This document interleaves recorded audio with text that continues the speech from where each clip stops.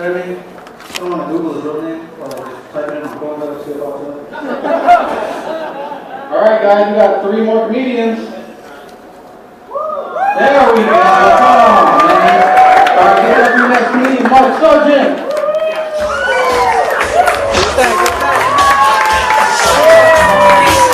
Alright guys.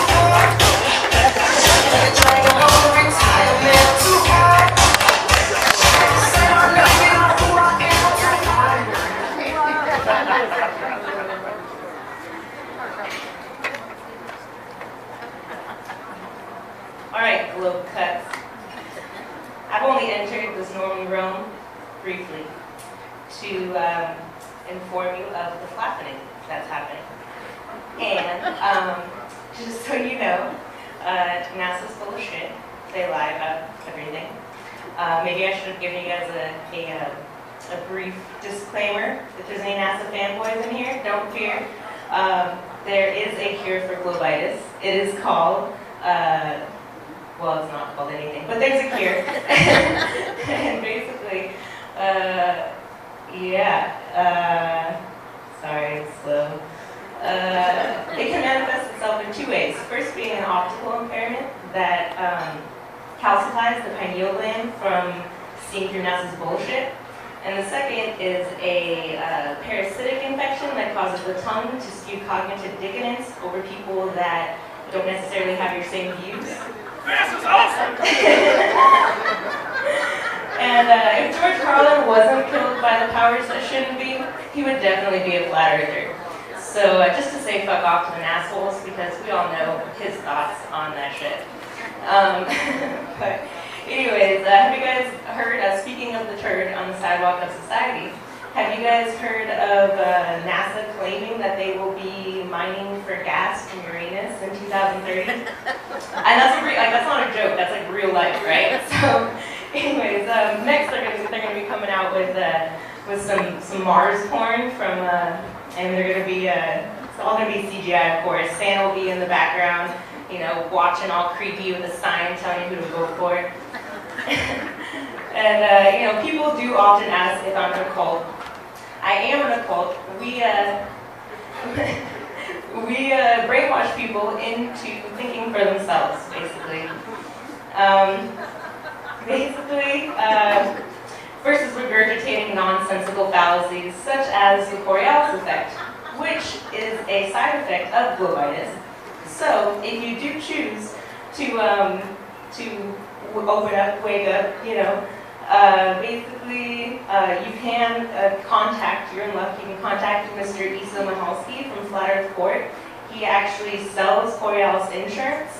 So, you know, that's a possibility. I can help you get through the tough times, you know.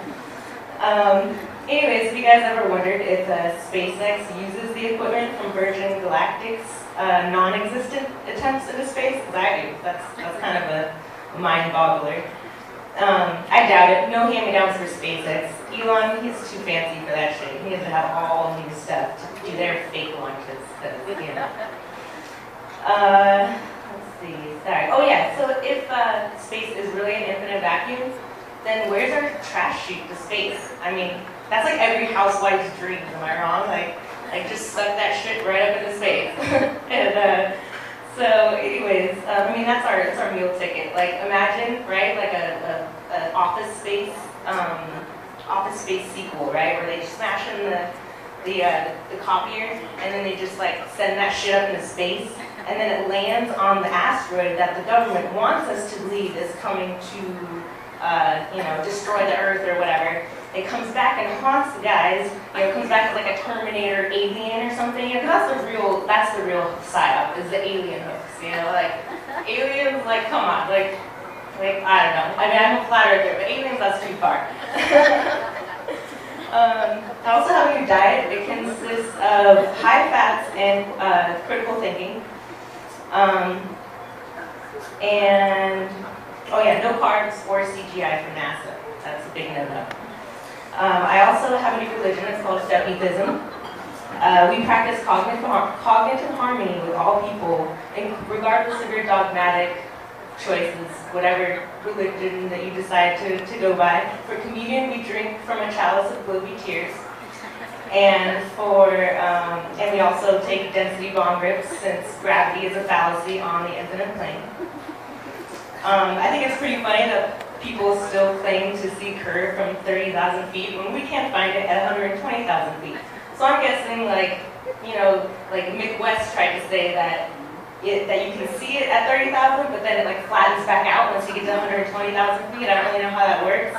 But yeah, he basically got destroyed by Anthony Riley, so you guys should check him out. Let's see. I'm taking notes. I got a lot of shit to say. Oh yeah, here, I'm going to pass out our mascot. This is Feppy. He is a penguin, an emperor penguin. I'm going to hand these out to you guys.